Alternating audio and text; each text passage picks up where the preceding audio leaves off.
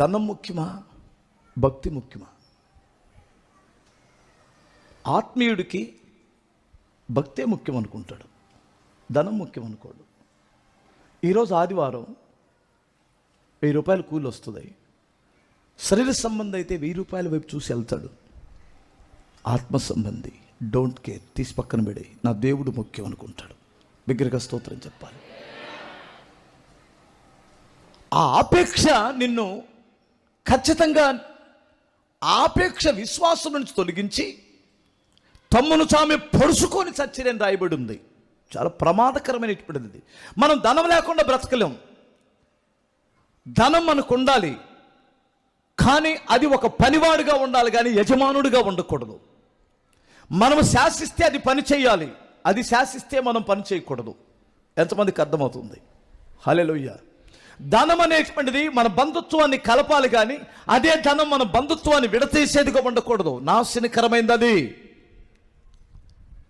ధనమే వచ్చిన తర్వాత మన బంధువులు మనల్ని విడిచిపెట్టకూడదు, వారు కలవాలి. వాళ్ళని విడిచిపెట్టేంతగా చేస్తుందంటే అది నీ కుటుంబాన్ని పతనం చేస్తుందని అర్థం. ఇప్పుడు కోడల దగ్గర నుంచి ప్రేమ సంపాదించుకోవాలి తప్ప ధనము సంపాదించుకొని వరకట్నపు వేధింపులతో వేధించి ఆ బంధుత్వాన్ని, ఆ నాశనాన్ని కొని తెచ్చుకోకూడదు. ఎంతోమంది కదా అట్లా అయిపోతున్నారు. ఇప్పుడు నువ్వు డబ్బు తెస్తావా, కాపురం చేస్తావా? డబ్బు కావాలా, కాపురం కావాలా? ఇదే కదా అంటారు. ఒక క్రైస్తవుడు ధనం దగ్గర కానీ జయించగలిగితే అతను ఇంకెప్పుడు పడిపోడండి. అతను ఎప్పుడూ పడిపోడు. చూడండి, మీరు గమనించండి. సొదొమ రాజు అబ్రహాం దగ్గరికి వచ్చాడా? డబ్బు ఇచ్చాడా? ధనమంతా ఆయన కాళ్ళ దగ్గర పెట్టాడా? అతను ఏమన్నాడు తెలుసా? ఇందులో ఒక నూలు పోగు కానీ చెప్పులు వారు కానీ నాకు అవసరం లేదన్నాడు. అదేంటయ్యా, నువ్వే కదా కొట్టుకొచ్చావు, అదే వాళ్ళని సంపాదించావు అన్నాడు. దేవుడు నన్ను ధనవంతుడు చేస్తాడు.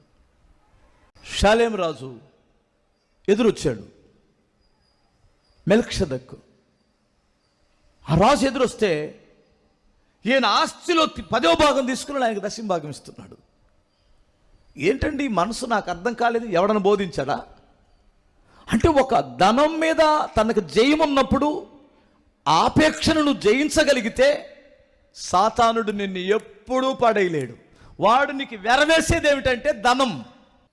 మన ఆత్మీయ స్థితిని పెంచేటట్టు దాన్ని వాడుకోవాలి, కానీ మనం దిగజార్చేటట్టు చేయకూడదు.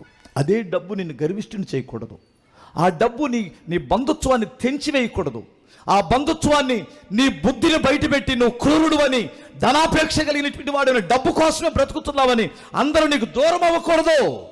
డబ్బు నీకు వస్తే అందరూ దగ్గర అవ్వాలి, ప్రేమించాలి, కలిసి బ్రతకాలి, ఇతరులకు ఉపయోగకరమైన వ్యక్తిని గుర్తించాలి తప్ప నీ డబ్బు నిన్ను భ్రష్టుణ్ణి చేయకూడదు. ఆ విషయంలో చాలా జాగ్రత్తగా ఉండండి. అక్కలారా, మీకు అందరికీ వందనాలు. చెల్లెళ్ళారా, కాస్త డబ్బు రాగానే ఒకదాంతే మాకు అవసరం లేదు, మాకంత కారం ఏం పట్ల, ఒకదాని దగ్గరికి వెళ్ళి ఒకదాని దగ్గర కూర్చొని ఇంట్లో కారం ఏం పట్ల, మాకు అంత లెవలబడ మాక. డబ్బు పోయిద్ది, ఉండదో, అది వేశ్య. డబ్బు అనేటువంటిది ఒక వేశ్య. ఈరోజు ఒకడింట్లో ఉంటుంది, రేపు పొద్దున్న ఇంకొకటి ఇంట్లోకి వెళ్ళిద్ది. అది అవునా కాదా? ఒక దగ్గర కట్టుబడి ఉంటుంది ఏంటి? వేశ్య. దానికి ఇష్టం వచ్చిన వాళ్ళ దగ్గరికి వెళ్ళిపోయిద్దండి. దాన్ని పట్టుకొని బంధుత్వాన్ని వదులుకుంటావా? దాన్ని పట్టుకొని బంధాలు తెంచుకుంటావా? దాన్ని పట్టుకొని పాడైపోతావా? దాన్ని పట్టుకొని దేవునికి దూరం అవుతావా? లేదు అని బాధపడకండి. మీరు బిగ్గరగా స్తోత్రం చెప్పాలి. పేదలైన మీరు ధన్యులు, పరలోక రాజ్యము మీదే అన్నాడు దేవుడు.